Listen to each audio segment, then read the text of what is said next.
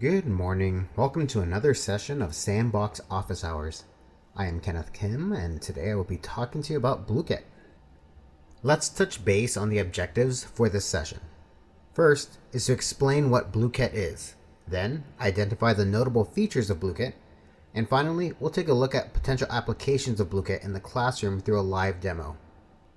So let's jump right into it. What is Blooket? Simply put, Blooket is a freemium review and trivia site designed for synchronous and asynchronous classroom engagement, which basically means that it's got a free version you can use to make some pretty neat stuff and can assign things for homework or to do things in class. While similar to other sites like Quizzes or Kahoot, the main difference and benefit of Blooket is the engagement component. Instead of just being a questions and answer application, they're actually activities that provide engagement. And this answers the question of why even use Blooket over other applications? Blooket's activities are pretty fantastic. Here's an example of an asynchronous activity that can be used called Tower of Doom. Students make their way through this little adventure map and fight battles. A core mechanic of the game is that students need to answer questions to progress. Here's an example I created. Answer this question correctly will improve the student's performance in this game. But wait, there's more. In addition to Tower of Doom, you've also got Classic, which is pretty similar to just Kahoot. But you also have Gold Quest, and Fishing Frenzy, and Crypto Hack, and Tower Defense, Cafe, Battle Royale, Factory, Racing, and Crazy Kingdom. Each of these is a different game type. Some of them can be used as asynchronous homework, some are for synchronous class engagement, and some can be done either way.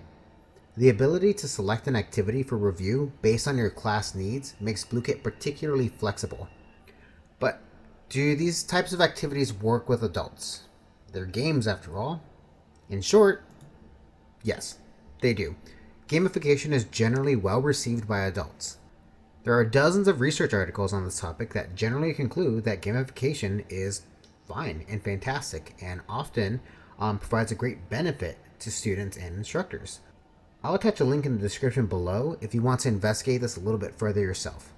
Plus, Blooket will provide students with an opportunity to practice their basic digital literacy skill set. Now, there are a few things to consider, mainly your learners, the content covered, and the frequency of use. If we are going to go over heavy machinery operational safety with factory workers, then the Tower of Doom game I showed you earlier isn't really going to be a good fit. You have a bunch of professionals dealing with a pretty serious topic, and the gaming component might undermine the seriousness of the content. However, if you're trying to do something like go through a list of 100 words and identify which are nouns, or perhaps do some basic math practice with decimals, then the game activities would be a great way to take practicing a single skill and making it an enjoyable, fun process. And if the platform is used a little bit regularly as part of a routine, then students can become more comfortable with the platform and really lean into it. In addition to the main classroom engagement, Blooket offers a really straightforward way to add questions in bulk. And for questions with graphics, that's an option as well. And last, you can view student data fairly easily. Alright, let's take a quick look at Blooket and do this live demo. So this is blooket.com. This is the opening webpage, and if you're brand new to it, what you want to do is sign up. I've already signed up and created a profile, so I'm just going to go ahead and log in. Alright, this is the Blooket dashboard. As you can see, I've already created a couple question sets here. But first, let me show you how to do a basic question set creation so you can see what it looks like. I'm going to come over here to the left-hand side. We've got some options, and just select My Sets, which is exactly where we're at here. The next section is this toolbar up here in the upper right-hand corner. Here we can see a variety of options, and this is where we're going to actually create things. So we're going to click the Create button right here, which is the little pencil icon. And at this point, we're ready to create a question set. We put our title of our question set here, so I'm going to call this Sample 3. And then add a description. This is a sample set of questions. And then specify if we want anybody to be able to access it or it's only people in private. And then how am I going to create this manually? Well, we got a couple of neat options here. First, if you use Quizlet already, you can just do this Quizlet kind of jump straight over to Blooket. It's fantastic to just do this Quizlet import. You can also just manually create things from scratch, which is what we're going to show you in just a moment here. But you can also do a custom spreadsheet import. And this is actually really neat. Let me show you real quick what that looks like. So I'm going to click that here, hit create your set. And here it says import from spreadsheet. We can copy or download the template. So I'm just going to go and copy it, make a copy here into Google Sheets. And this is the template. Very straightforward. You have your question text on the left-hand side right here. You put your answers 1, 2, 3, and 4. The 3 and 4 options are optional. And then you specify a time limit if you want a time limit. And then what the correct answers are. Answer 1, 2, 3, or 4. You can also have multiple answer here. So in this case, on this first one, 1 and 4 are both answers, and either one can be selected together. Whereas this one only answer 2 is. In a nutshell, what you would do with this is you fill this out, go to File, and then download it as a CSV or comma separated values file. That's what you're going to upload to Blooket. And so here when it says upload CSV, that's the file that you actually upload. We're going to skip that though, and just come over here to manual from scratch here and hit create your set. And here we go. We're all set. Now, if you have some spreadsheet options you want to import, you can do that here and then continue to add to it. Or here, I'm just going to go ahead and start by adding a question. This is the adding question interface. As you can see, it's really straightforward. You put your text here, question text. And then you can add an image if you want. You can upload a file. If you've got a graph or a chart or something you made in Desmos, if you don't know how to do that, you should check out our other Sandbox Office Hour videos. But you can upload a file or a screenshot of something. If you have a URL from, let's say, Unsplash or something like that, you can do that. And there's also the image gallery. And here you can just search for images. It's powered by Unsplash. And just find whatever you need.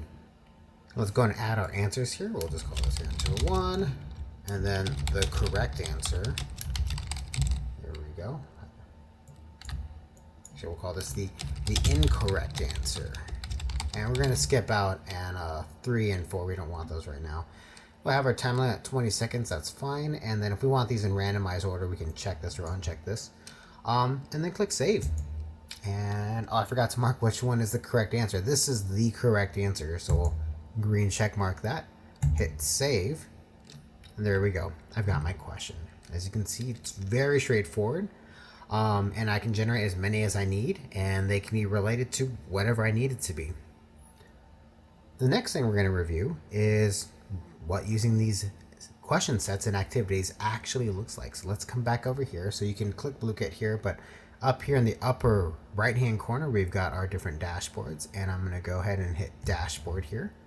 So here's my sample set under my sets here. And I'm actually going to use one of the other ones. So we can see here, this has a lot more questions, 36 questions.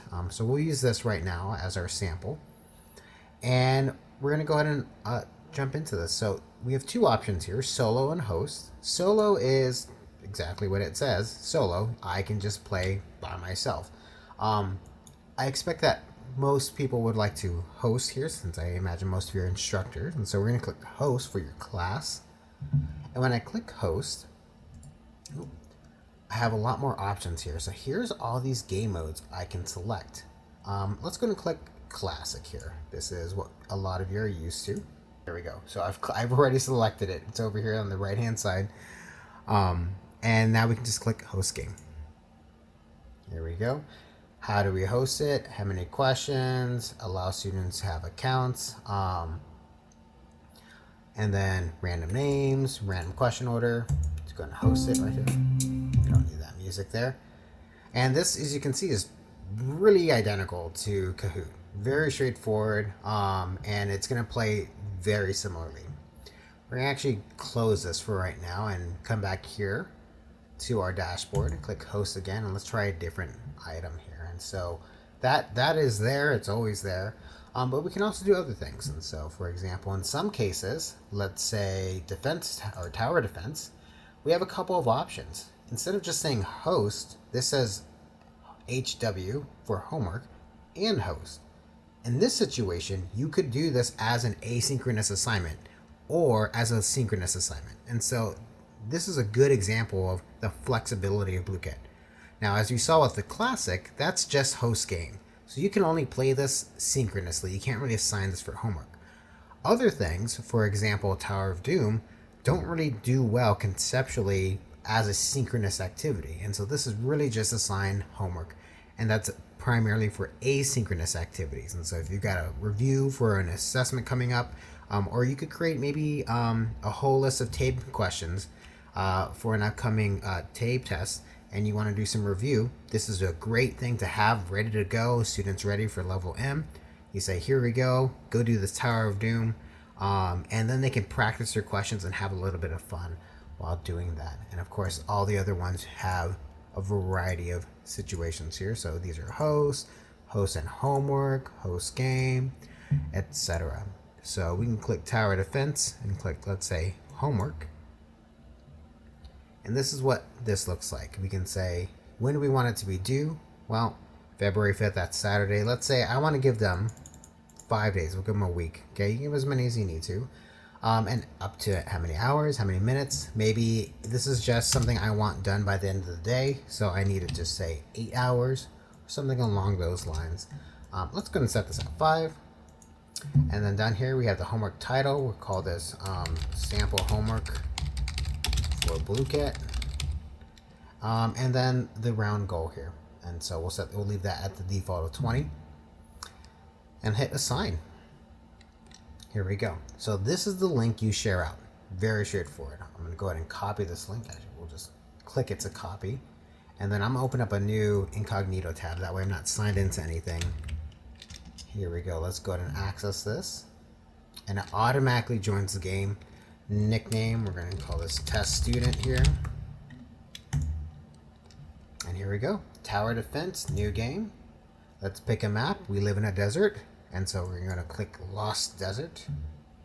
And would I like a quick tutorial? We're going to go say no. If you want to watch it, you can. But I just want to jump into this. And so the goal for the homework is to survive 20 rounds. Great. And let's get started. And so here's my first question. What is 3 by 11? I answer it. Let's say I answer it correctly. I go good.